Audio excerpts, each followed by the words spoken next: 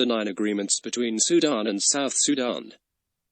On the 27th of September 2012, Sudan and South Sudan successfully signed 9 agreements on a range of pending issues that they have been negotiating since 2010.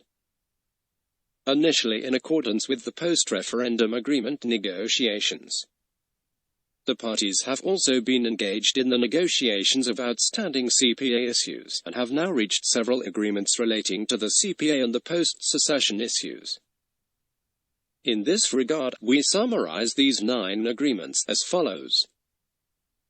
1. The Agreement on Security Arrangements.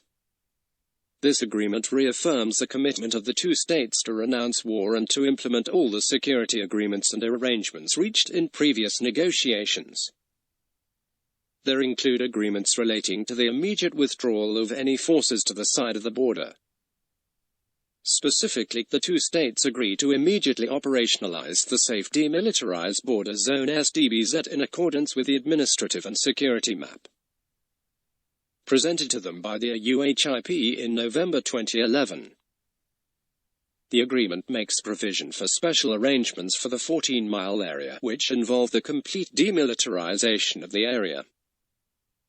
Overseen by the Joint Political and Security Mechanism (JPSM) and supported by the mechanisms under the JPSM.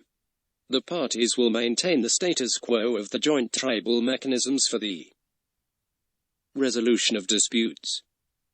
The parties agree immediately to open the 10 agreed border crossing corridors linking the 2 states. 2. The Framework Agreement on the Status of Nationals of the Other State.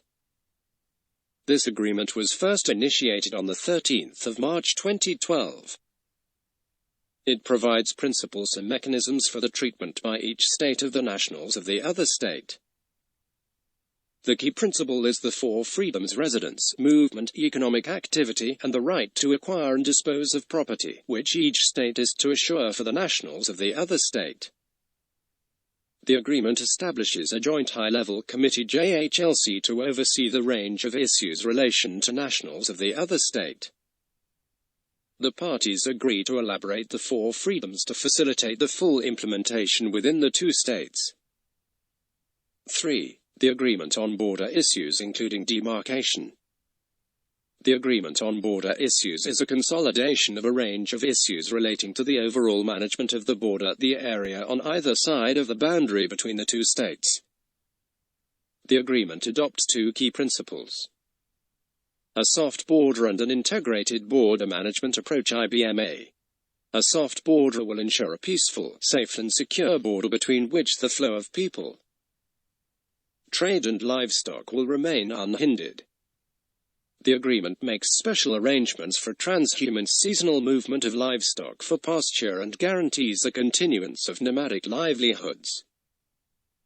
The principles of the IBMA will foster the better coordination and management of various activities along the border under the oversight of the Joint Border Commission, and with the participation of all the key actors, including the border communities. The agreement recommits the 2 states to establish institutions for completing the demarcation of the boundary within the specified period. 4. The Agreement on Trade and Trade-Related Issues. The parties have agreed, as an interim measure, that each state shall pursue an independent trade policy while considering the possibility of common policies. They each agree to adhere to trade policies of the regional and international organizations to which they belong. The 2 states pledge to foster trade relations, including through ministerial and technical committees to foster trade relations. At a future date, the 2 states shall adopt a long trade policy for the benefit of both states. 5. The Agreement on a Framework for Cooperation on Central Banking Issues. Through the Central Banking Agreement, the 2 states acknowledge the need for cooperation in the management of a monetary and fiscal policy, with the goal of maintaining confidence, controlling inflation and avoiding destabilizing exchange rate fluctuations. Each state will continue to adhere to international finance and banking standards. The agreement establishes various committees to support financial stability between the 2 states by developing systems and procedures that will enhance cooperation around central banking. 6. The framework agreement to facilitate payment of post-service benefits. With the secession of South Sudan, many individuals who had previously worked in the public service, either with the government of Sudan or the government of South Sudan, ceased to be eligible to work in the public services because of new rules associated with nationality. Accordingly, newer arrangements for the continued payment of pensions and other post-service benefits were needed for such individuals, as well as for others who had already retired from public service. This agreement reaffirms the obligation to continue to pay pensions and benefits, and establishes the principles and mechanisms that will ensure uninterrupted, timely and convenient payment arrangements for citizens of either state, wherever they might be residing. 7. The Agreement on Certain Economic Matters, Division of Assets and Liabilities, Arrears and Claims, and Joint Approach to the International Community. The secession of South Sudan necessitated an agreement on how to deal with the assets and liabilities of what was previously one state. The two states adopted a comprehensive approach to the treatment of assets and liabilities, arrears and claims. The two states agreed that Sudan would retain all external debts and assets for zero options on condition that Sudan obtains debt relief within 2 years. Through the Highly Indebted Poor Countries Initiative (HIPC), if debt relief is not secured within this period, the division of liabilities would be reviewed. The two states have also agreed to approach the international community jointly to find ways of alleviating Sudan's debts burden and to seek an end to sanctions imposed on Sudan. This joint international approach would also seek to secure international and financial assistance for both states. Lastly, the two states agreed to the mutual forgiveness of all government arrears and claims. 8. The Agreement concerning Oil and Related Economic Matters. Oil is a critical resource for Sudan and South Sudan. Under the oil agreement, the two states undertake to cooperate fully to ensure the resumption of production of oil by South Sudan, and to provide for the transportation and processing of that oil within the territory of Sudan. Specifically, the parties have agreed to processing, transportation and transit fees, in which fees reflect the special circumstances between the two states. The agreement will enable South Sudanese oil to all the international markets, and thus to make a direct contribution to the economy of South Sudan, and consequently to Sudan.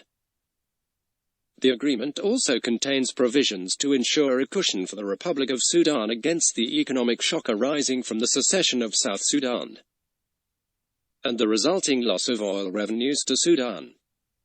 Accordingly, the agreement provides for Transitional Financial Arrangement (TFA), where the Republic of South Sudan will make a substantial financial contribution over a period of 3.5 years, that is 42 months.